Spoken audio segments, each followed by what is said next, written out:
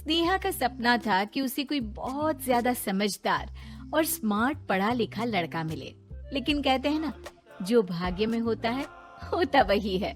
देख, मैं साफ कह रही हूँ, लड़की के बाप के पास भर भर के पैसा है।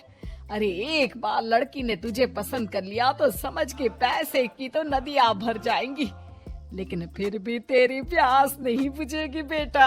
अरे माँ, फ्रिज में मैंने 2 बोतल पानी की रखी है, और कैसे प्यास बुझेगी।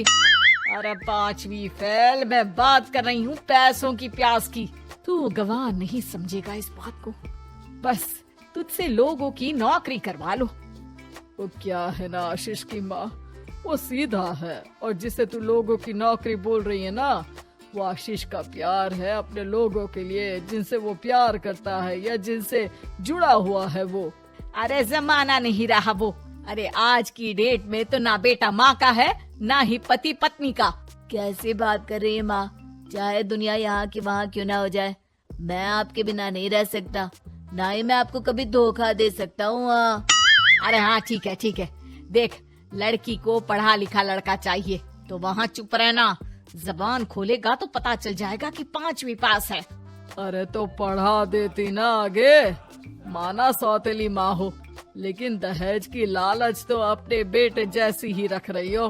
पापा ऐसा मत बोलिए ना माँ को, वो मेरी माँ है, मैं उनसे बहुत प्यार करता हूँ। अच्छा बेटा, कुछ नहीं कहता, बस तैयार हो जा, चलते हैं और देखते हैं कि कौन है लड़की और क्या चाहती है। सभी मिलकर लड़की देखने जाते हैं, जहाँ स्नेहा आशीष को देखकर ही इम्प्रेस हो जाती है।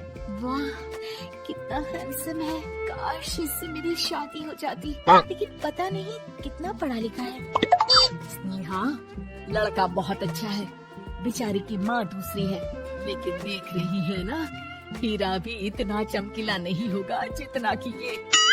स्नेहा को समझ नहीं आता कि वो क्या करे। वो आशीष से मिलती है, उसकी सादगी, उसकी बातें उसे भा जाती है। मैंने नहीं सोचा था कि इतना पढ़ा लिखा लड़का मुझे मिलेगा, मैं शादी करने के लिए तैयार हूँ। और फिर स्नेहा और आशीष की शादी हो जाती है। शादी के बाद सासू माँ कहती है, अरे बेटा, वो तेरे जेवर मुझे दे दे, मैं संभाल कर रख दूंगी। स्नेहा, जो कि खुद भी एक समझदार लड़की थी, नहीं, मैं अपने जेवर नहीं दूंगी, उसके लिए तो मैंने पहले ही लॉकर खुलवा लिया था माँ जी। ये मेरी कुछ आर्टिफिशियल ज्वेलरी है, इसे रख लीजिए, वैसे मेरी अलमारी में जगह नहीं है ना। सास बेचारी नई बहू से क्या उलझती। सुनिए जी, मैंने आपके लिए खाना और नाश्ता बना दिया है, ऑफिस कब जाना है? कौन से ऑफिस में? मैं तो घर का सारा काम करता हूँ। हाँ? क्या बात कर रहे हैं? इतना पढ़ लिख कर आप घर का काम क्यों करते हैं? कितना पढ़ लिख कर? मैंने तो सिर्फ 5वीं तक पढ़ाई की है। तभी वहाँ सास आ जाती है। अरे 5वीं तक भी पढ़ लिया तो समझो मेरी कृपा से, वरना तो जो इसके लक्षण थे ना, क्या बताना। अच्छा आशीष, जरा बाहर जा और भाग कर टूथपेस्ट लेकर आ, सुबह से मंजन नहीं किया। और हाँ, फिर जाकर दुकान की सफाई कर देना, तेरा छोटा भाई दुकान पर जाने को तैयार हो रहा है। स्नेहा ये सब सुनकर हैरान रह जाती है। वो सोचती है कि आखिर उससे क्या गलती हो गई जो उसके साथ ऐसा हुआ। आशीष स्नेहा के पास जाता है। सुनो, तुमको तो मैंने पहली मुलाकात में ही बताया था कि। स्नेहा आशीष की बात ही नहीं सुनना चाहती है। वो जोर से चिल्लाती है, चुप रहो बिल्कुल, गंवार कहीं के।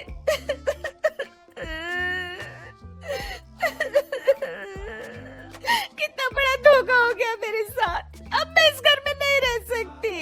प्लीज ऐसी बात मत करो, मेरी पत्नी हो तुम, जैसे बोलोगी मैं वैसा करूँगा। मैं कोशिश करूँगा बाहर जाकर कोई काम ढूंढ लूँ, पर प्लीज मत जाओ। चुप रहो गंवार कहीं के, मैं तुम्हारे जैसी की बीवी हो ही नहीं सकती। आशीष स्नेहा को लाख समझाने की कोशिश करता है, लेकिन वो अपने मायके चली जाती है। माँ चलिए ना, स्नेहा को मना कर लेकर आते हैं। अरे जाओ, बनाने जाए मेरी जूती, इतना घमंड जैसे कलेक्टर हो कहीं की महारानी। अरे मैं तो तुझे कहूँगी कि तू भी भूल जा, हमने नहीं भगाया, खुद ही तो गई है। माँ वो बीवी है मेरी, मैं प्यार करता हूँ उससे, मैं जा रहा हूँ उसे लेने। वहीं स्नेहा के घर पर, माँ वो तो कुछ काम ही नहीं करता, घर का नौकर है, 5वीं पास, मैं नहीं रह सकती ऐसे आदमी के साथ। माँ बेटा वो लड़का बहुत अच्छा है, उसकी तारीफ मैंने हर किसी से सुनी है। तेरा पति है, अब तक एक गलत माँ के साथ रह रहा था, तू संवारेगी तो संवर जाएगा। तभी वहाँ आशीष आ जाता है। मुझे माफ कर दो स्नेहा, पर प्लीज मुझे छोड़कर मत जाओ। मेरी माँ के जाने के बाद मुझे तुम्ही से सारी उम्मीद है। तुम जैसा कहोगी मैं करूँगा, पर प्लीज मेरे साथ रहो। सबके समझाने बुझाने के बाद स्नेहा आशीष के साथ घर आ जाती है। आ गई महारानी, अब आई हो और सच्चाई भी पता चल गई है, तो थोड़ा तमीज से पति के साथ घर देख, रसोई संभाल और हम सबकी सेवा कर। देखो, मैं अब इस घर में बंटवारा चाहती हूँ। जो मेरे पति का हिस्सा है वो उसे मिले और वो आज से कोई काम नहीं करेंगे। हिस्सा ले लो, लेकिन कमाओगे क्या, खाओगे क्या, धूल मिट्टी। अरे तेरा पति किसी काम का नहीं है, वो तो मेरा बेटा कमा रहा है तो 2 रोटी मिल जाती है इसे। तभी वहाँ स्नेहा के ससुर आ जाते हैं। मैंने एक बंद फैक्ट्री को पहले ही आशीष के नाम कर दिया है और घर के 2 तल्ले में 1 तल्ला ले लो। मैं तो आशीष के पास रहूंगा, वकील थोड़ी देर में आता ही होगा। अरे जाओ 2 दिन में भूख से तड़प कर सब वापस आ जाओगे। बढ़िया आई बहू बेटे वाली। फिर क्या था, स्नेहा आशीष के साथ मिलकर बंद फैक्ट्री को खोलती है और मन लगाकर काम करती है। दोनों की मेहनत रंग लाती है और आशीष अपनी मेहनत से एक सफल बिजनेसमैन बन जाता है। लेकिन एक दिन, अरे बहू बेटा आशीष, मुझे माफ कर दो, मैं भी अब तुम लोगों के साथ रहना चाहती हूँ।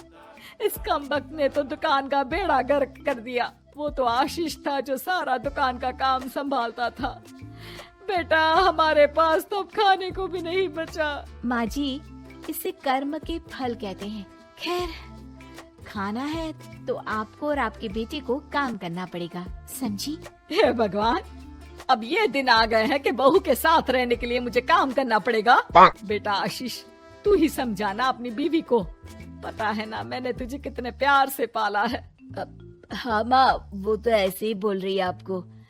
अरे घर में कामकाज के लिए बहुत सारे नौकर चाकर है, आप आराम से रहिए माँ। स्नेहा आशीष का अच्छा और सरल सच्चा व्यवहार देखकर मन ही मन सोचती है, मेरा पति गवार ही सही, लेकिन दुनिया का सबसे अच्छा इंसान है।